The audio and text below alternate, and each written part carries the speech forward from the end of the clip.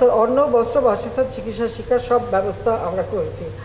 তারপরেও শুনতে হয় আমার 44টা টেলিভিশনের মধ্যে প্রায় 34টা চালু আছে, সবাই কথা বলে, টক শোতেও কথা বলে, সারাদিন সমালোচনা করে, আর এতগুলি নিউজ পেপার এত কথা বলার পরে সব কথা শেষ কথা বলতে দেওয়া হয় না। তো টেলিভিশনে যখন সবাই এইভাবে কথা বলে, আমরা তো কারো গলা টিপে ধরি না, বাধাও দিই না, কেউ বাধাও দেয় না, যা খুশি তাই বলে যাচ্ছে, তা সত্য মিথ্যা যা দেও।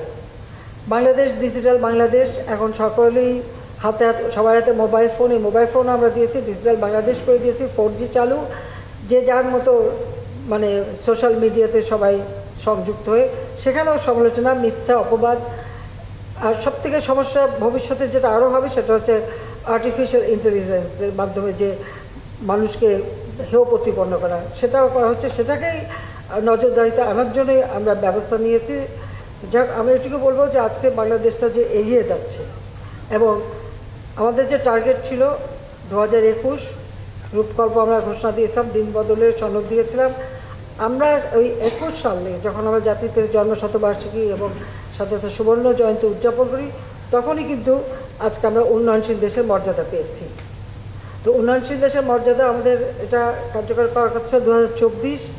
তো কোভিড-19 অতিমারি, এরপর রাশিয়া ইউক্রেন যুদ্ধে সব কিছু মিলে স্যাংশন, কাউন্টার স্যাংশন, যার জন্য আমরা 26 পর্যন্ত 2 বছর সময় নিয়েছি। আমরা না, যারা হয়েছে প্রত্যেকটা দেশই দিয়েছে। 24-এ আবার একটা হিসাব নিকাশ হলো, আমরা এখনও যে অর্জনগুলি ছিল সে অর্জনগুলি এখন আমরা ধরে রেখেছি। কাজে এমনকি কোভিডের সময়ও আমরা যথেষ্ট ধরে রাখতে সক্ষম হয়েছি। তবে এখন সবথেকে যেটা সমস্যা হচ্ছে ইনফ্লেশন।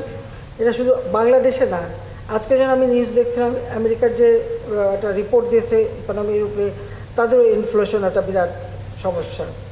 রিজার্ভ, অনেক দেশেরই রিজার্ভ কমে যাচ্ছে, আমাদেরও। কারণ আমাদের আসলে কোভিডের সময় কোনো ব্যবসা বাণিজ্য, যোগাযোগ, যাতায়াত, আমদানি রপ্তানি সব বন্ধ, এটা আমাদের রিজার্ভ অনেক। আর তাছাড়া একটা কথা হচ্ছে, তখন যারা বাইরের থেকে টাকা পাঠায় হুন্ডি ব্যবসা করতে পারেনি, কারণ মানুষের তো আসা যাওয়া নেই, হুন্ডি ব্যবসা করতেই করবে।